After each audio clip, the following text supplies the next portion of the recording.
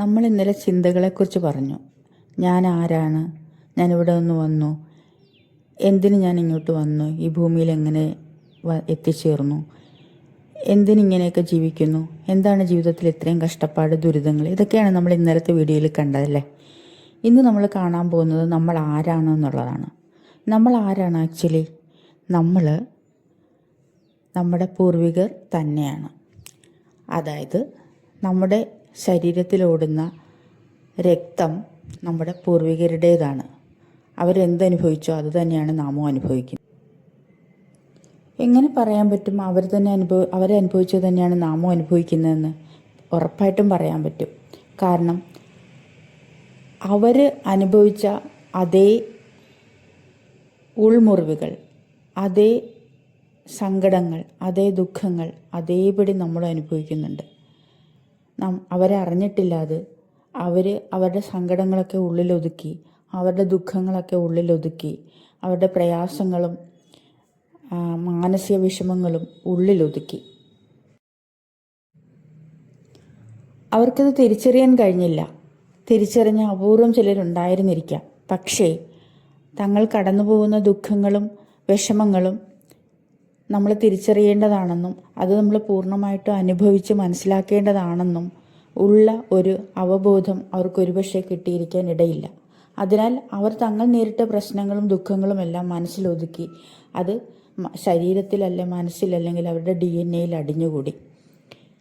അങ്ങനെ പല ജനറേഷനിലും പല തലമുറകളിലായി ആ ജീനുകൾ അടിഞ്ഞുകൂടുകയാണ് ഇവയെല്ലാം. അതിനാൽ എന്താണ് ആക്ച്വലി സംഭവിക്കുന്നത്?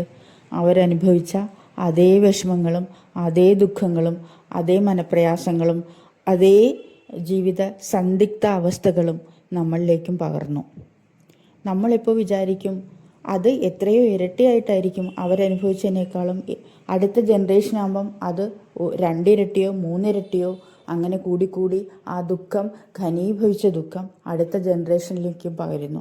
കാരണം ഇത് DNA സ്റ്റോർ ചെയ്യുന്നത്. നമ്മുടെ തോട്ടുകളും നമ്മുടെ സങ്കടങ്ങളും നമ്മുടെ ഉള്ളിൽ നിന്നെങ്ങും പോകുന്നില്ല. നമ്മൾ പോകാനായിട്ടുള്ളൊരു വഴി നമുക്ക് കിട്ടിയിട്ടില്ല. അന്നൊരു വഴി തുറന്ന് കിട്ടാതിരുന്നതുകൊണ്ട് കിട്ടിയിരുന്നവരുണ്ടാകാം, അങ്ങനെ രക്ഷപ്പെട്ടവരും ഉണ്ടാകാം. പക്ഷേ വഴി തുറന്നു കിട്ടാത്തവരുടെ ദുഃഖങ്ങളെല്ലാം അവരവരുടെ ജീവിത പ്രയാസങ്ങളുമായിട്ട് മുന്നോട്ട് പോയി.